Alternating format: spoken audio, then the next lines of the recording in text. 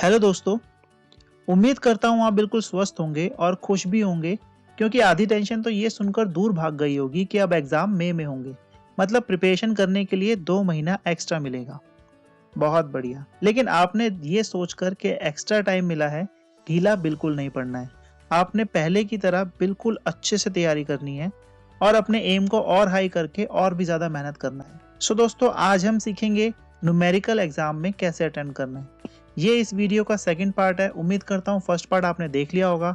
अगर नहीं देखा है तो मैंने वीडियो डिस्क्रिप्शन में उसका लिंक डाल दिया है, ज़रूर देख लेना।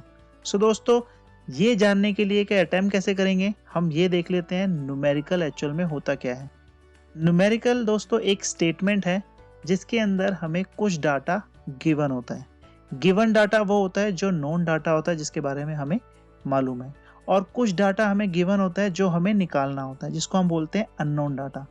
तो नोन और अननोन डाटा को जानने के लिए स्टेटमेंट यानी क्वेश्चन को हमें अच्छे से पढ़ना होगा, क्योंकि कभी कभी क्वेश्चन में ही आंसर छुपा होता है और फिर क्वेश्चन में जो गिवन डाटा है उसे यूज करके हम अननोन डाटा को फाइंड आउट करेंगे, और ये काम हम करेंगे फॉर्मूले की मदद से। तो आपने चैप्टर इलेक्ट्रिसिटी और लाइट के सभी फॉर्मूलेज एक पेपर पे लिख के अच्छे से याद करने हैं। तो आइए स्टार्ट करते हैं। सबसे पहले हम क्वेश्चन नंबर लिखेंगे।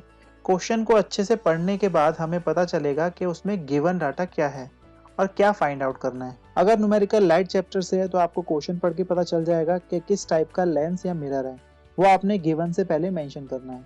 अब ये सब लिखने के बाद आप फॉर्मूला लिखोगे, लेकिन फॉर्मूला लिखने से पहले आपको इनिशियल लाइन का यूज करना होगा, जैसे according to Ohm's law, using Ohm's law.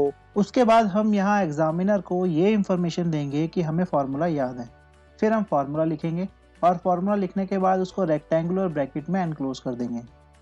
उसके बाद हम गिवन डाटा को यूज करके फॉर्मूला में पुट करके कैलकुलेशन करने के बाद आंसर निकालेंगे। आंसर लिखते वक्त बच्चे जो कॉमन मिस्टेक करते हैं वो है यूनिट का ना लिखना, और अगर आपका आंसर सही भी है और आपने यूनिट नहीं लिखी तो आपके मार्क्स कट जाएंगे। तो आपने ये मिस्टेक नहीं करनी है, और अगर आपको अपने आंसर पर पूरा कॉन्फिडेंस है तो आंसर को हाईलाइट कर देना by drawing rectangle around it.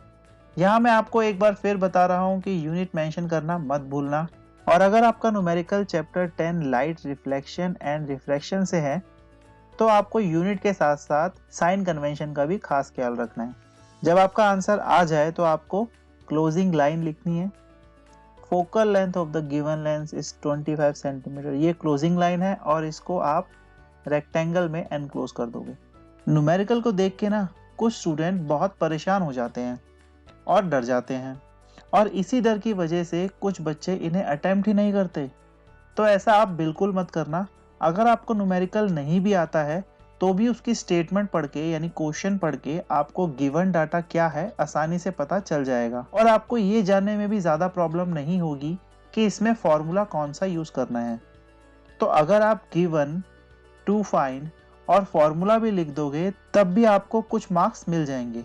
तो इन क्वेश्चंस को अटेम्प्ट ना करने का तो सवाल ही नहीं उठता। और अगर आपको क्वेश्चन में नेचर, पोजीशन और साइज ऑफ इमेज पूछा गया है तो ये तीनों इंफॉर्मेशन आपने अलग अलग लाइन में प्रोवाइड करनी है, and it is for the same reason, that is clarity. तो अब हम आपको दिखाते हैं कि 2019 सीबीएसई साइंस टॉपर की आंसर शीट में ऐसे क्वेश्चंस को किस तरीके से अंजाम तक पहुंचाया गया है।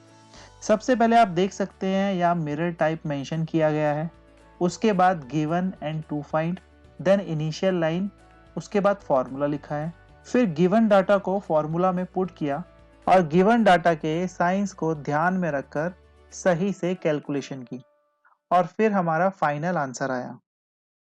उसके बाद आंसर के आसपास रेक्टेंगुलर बॉक्स ड्रॉ किया ताकि आंसर हाईलाइट हो जाए। आप देख सकते हो यहाँ साइन और यूनिट्स मेंशन किए गए हैं, और फिर लीनियर मैग्निफिकेशन फॉर्मूला यूज करके सेम पैटर्न में इसे भी सॉल्व किया गया है। यहाँ डाटा और फाइनल आंसर के अकॉर्डिंग रे डायग्राम भी ड्रॉ किया गया है जो एकदम नीट एंड क्लियर है। साथ ही नेचर, साइज, पोजीशन तीनों को अलग अलग मेंशन किया गया है। आई होप ये वीडियो देखने के बाद आपको न्यूमेरिकल से इतना डर नहीं लगेगा जितना पहले लगा करता था। सो दोस्तों, कुछ और छोटी छोटी बातें थी जो मैं लास्ट वीडियो में भी बताना चाहता था, बट समय की वजह से मैं नहीं बता पाया। वो है जैसे डिफरेंस बिटवीन वाले जो आंसर्स हैं वो आपने इस तरह से बीच में पार्टीशन लाइन बनाकर हर एक पॉइंट की नंबरिंग करके लिखने हैं। और जैसा आप जानते ही हैं, एग्ज़ाम में हम थोड़ा नर्वस और स्ट्रेस्ड होते हैं। कभी कभी ऐसा होता है कि लिखते लिखते हमसे कुछ गलती हो जाती है। तो देखा गया है कि अलग अलग स्टूडेंट्स अलग अलग तरीके से उस गलती को कट करते हैं। कोई वहाँ बॉक्स बना देता है, कोई शेडिंग कर देता है, और कोई वहाँ डार्क जिगजैग लाइन बना देता है। और वो शेडिंग और डार्क लाइंस साफ साफ पेज पर नजर आती है, और ना सिर्फ सामने वाले पेज पर बल्कि पेपर के बैक साइड भी नजर आती है। तो मतलब आपकी एक मिस्टेक ने दो पेज खराब कर दिए। तो मान लो अगर हमने एक पेज पर दो मिस्टेक शेड किए हैं और बैक साइड पर भी दो मिस्टेक शेड किए हैं, तो पेज के दोनों साइड पर हमें चार शेडिंग दिखेंगी, जो आपके कंटेंट और हैंडराइटिंग को तो खराब करेगी ही, साथ ही आपकी मेहनत पर भी पानी फेर सकती है। तो अगर हमने कोई वर्ड गलत लिख दिया है तो उसे सिंपल एक लाइन से कट करना ही समझदारी होगी, इस तरीके से। और हाँ, अपने आंसर को सपोर्ट करना सीखो, जो एक बहुत अच्छी आदत है। अपने आंसर को सपोर्ट करने के लिए आप example, evidence, diagram, graph, arrow का यूज कर सकते हो। जैसे यहाँ एक छोटे से डायग्राम से मैक्सवेल थंब रूल को सपोर्ट किया गया है। यहाँ एरो और फ्लो डायग्राम का यूज किया गया है। इस डायग्राम को देख के आप ये जान सकते हो कि एनर्जी किस डायरेक्शन में फ्लो कर रही है। अब आप इस आंसर को देखो, यहाँ पर एग्जाम्पल दिया गया है, bacteria are one of the oldest surviving organism. मतलब बैक्टीरिया काफी पुराने समय से खुद को जीवित रख पा रहा है। अब यहाँ पर ये एग्जाम्पल क्यों दिया गया है? क्योंकि ये एग्जाम्पल इस बात को और भी स्ट्रांग बना के रखता है कि अगर ऑर्गेनिज्म में वेरिएशन है तो उसकी एडेप्टेबिलिटी भी ज्यादा होगी। मतलब वह मुश्किल से मुश्किल परिस्थितियों में भी जीवित रह सकता है। और यहाँ आप देख सकते हो, अपने आंसर को सपोर्ट करने के लिए ग्राफ यूज किया गया है। यहाँ ओम्स लॉ को एक्सप्लेन करने के लिए ग्राफ यूज किया गया है। ओम्स लॉ का क्वेश्चन अक्सर एग्जाम में पूछा जाता है। अगर आप भी इस क्वेश्चन को फॉर्मूला लिखकर और ग्राफ बनाकर लिखोगे तो अच्छा रहेगा। सो फ्रेंड्स, ये वीडियो के दो पार्ट बनाने के लिए मैंने अलग अलग सोर्सेज से डाटा और इन्फॉर्मेशन कलेक्ट किया है, और फिर सभी इन्फॉर्मेशन को दो वीडियोस में समराइज करके आपके सामने रख दिया।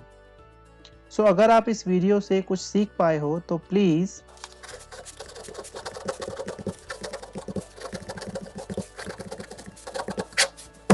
Thank you very much.